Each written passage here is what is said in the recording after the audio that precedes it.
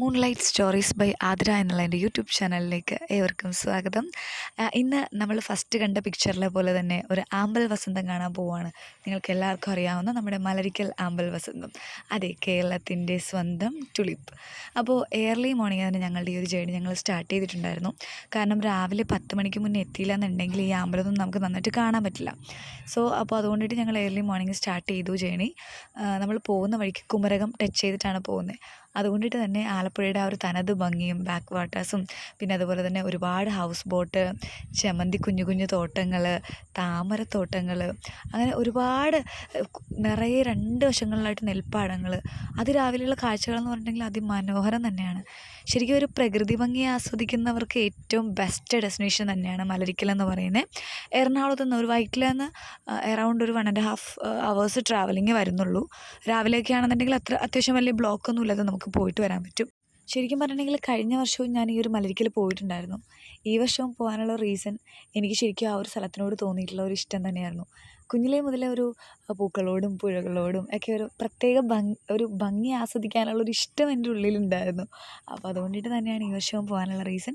ഈ വർഷം പോയത് ഞാൻ സ്നേഹിക്കുന്ന കുറച്ച് ആൾക്കാരുടെ കൂടെയായിരുന്നു. അപ്പോൾ ഈ ഒരു കാണുന്ന സ്ഥലത്തിലേക്കാണ് നമ്മൾ ആദ്യം മലരിക്കൽ എത്തുന്നത്. പക്ഷേ ഇവിടെ നിങ്ങൾ ഈ വീഡിയോസ് കണ്ടിട്ട് പോകുന്ന ആരെങ്കിലും ഉണ്ടെങ്കിൽ ഈ ഒരു സ്പോട്ടിൽ നമ്മൾ ഇറങ്ങരുത്. കാരണം അവിടെ നിന്ന് കുറച്ച് മുന്നോട്ട് പോയി കഴിയുമ്പോഴേക്കും ഒരു അമ്പലമൊക്കെ ഉള്ളൊരു പ്ലേസ് ഉണ്ട്. അവിടെ എത്തിക്കഴിയുമ്പോഴേക്കും നമുക്ക് ഇതിനേക്കാളും ഇരട്ടി വലിപ്പമുള്ള പാടശേഖരത്തിൽ ഈ ഒരു അമ്പലത്തോട്ടം നമുക്ക് കാണാം. അവിടെയുള്ള ചേച്ചിമാരൊക്കെ ഈ ഒരു അമ്പൽപ്പൂ പറിച്ച് റീസണബിൾ ആയിട്ടുള്ള കുറച്ച് കുഞ്ഞു കുഞ്ഞു പ്രൈസിൽ ഇത് നമുക്കവിടെ സെല്ല് ചെയ്യുന്നുണ്ട്. നമുക്ക് വേണമെങ്കിൽ അതൊക്കെ വാങ്ങിച്ചിട്ട് കുറച്ച് ഫോട്ടോസൊക്കെ എടുക്കാം. അതല്ലാന്നുണ്ടെങ്കിൽ നമ്മൾ അവിടെ വള്ളത്തിൽ കയറി യാത്ര ചെയ്യുമ്പോഴേക്കും നമുക്ക് വേണമെന്നുണ്ടെങ്കിൽ അവിടെ നിന്ന് തന്നെ പൊട്ടിച്ചെടുക്കാവുന്നതാണ്. ഇപ്പം നമ്മൾ 1-2 അമ്പൽ പൊട്ടിച്ചെന്ന് പറഞ്ഞിട്ട് അത് തീർന്നു പോകില്ല കേട്ടോ. കാരണം അത്രയും കണ്ണെത്താത്തിടത്തോളം ഇതിങ്ങനെ പടർന്ന് കിടക്കുവാണ്. അപ്പോൾ ഞങ്ങൾ ഒരുപാട് ഈ ഒരു ആമ്പൽപ്പൂവുകളൊക്കെ പൊട്ടിച്ചായിരുന്നു. പിന്നെ നമുക്ക് കഴിഞ്ഞ വർഷം ഞങ്ങൾക്ക് ഒരാൾക്ക് വരുന്നൊരു കോസ്റ്റ് ഈ ഒരു വള്ളത്തിൽ കയറാൻ വേണ്ടിയിട്ട് 100 രൂപയായിരുന്നു. പക്ഷേ ഇപ്പോൾ 4 അഡൾട്ടിന് 1000 ആയിട്ടുണ്ട്.